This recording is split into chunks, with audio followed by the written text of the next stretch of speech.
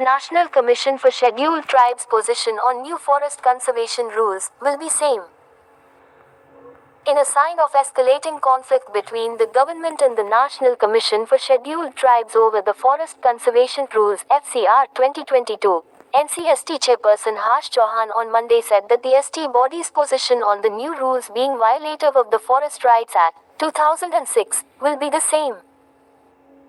Even as the Environment Ministry has dismissed these concerns, the Commission's stand will be the same.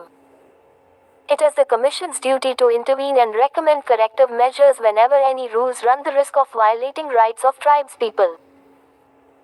This we will continue to do, Mr. Chauhan told The Hindu. Also read, Forest conservation rules infringe upon land rights of tribespeople. ST panel chief. This comes after Environment Minister Bhupender Yadav wrote to the NCST dismissing the concerns flagged by Mr. Chauhan, saying they were not legally tenable. Flagging concerns over the provision in the new rules that proposes to do away with the consent clause for diversion of forest land for other purposes, the Commission had recommended that these rules should be put on hold immediately, in a letter to the Ministry of Environment, Forest and Climate Change (MoFCC) in September 2022. In response, Mr. Yadav has insisted that the rules were framed under the Forest Conservation Act 1980 and that the NCST's apprehension of these rules being in violation of the Forest Rights Act FRA 2006 was not legally tenable. The minister added that the two statutory processes were parallel and not dependent on each other.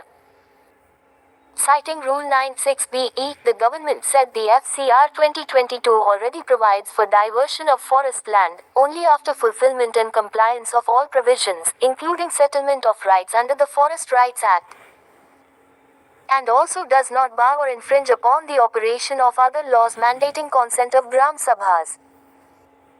The NCST had pointed out that the FCR 2022 had done away with the clause to mandatorily seek consent of Gram Sabhas before the Stage 1 clearance, leaving this process to be done later and even after Stage 2 clearance. In such a scenario, project proponents, having received partial clearance, will be pushing state and union territory governments for diversion at the earliest, which would be seriously impacting the process of recognition of rights under the FRA.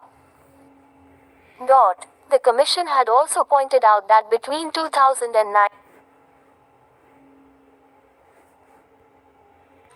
that the FCR 2022 had done away with the clause to mandatorily seek consent of Gram Sabhas before the Stage 1 clearance, leaving this process to be done later and even after Stage 2 clearance.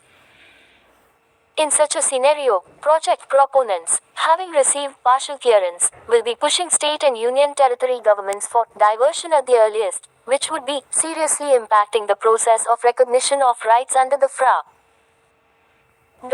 The Commission had also pointed out that between 2009 and 2018, of the 128 applications for forest diversion for mining, 74 were cleared at the Stage 2 and 46 at the Stage 1, and none of the rejections were based on FRA non-compliance.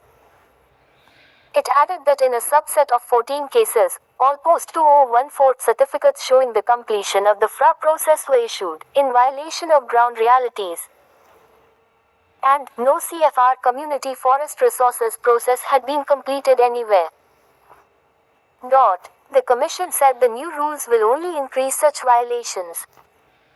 The requirement for consent and recognition of rights prior to Stage 1 clearance in 2014 and 2017 rules at least provided a legal space for ensuring completion of the processes for recognition and vesting of rights under the FRA in areas where forests are being diverted.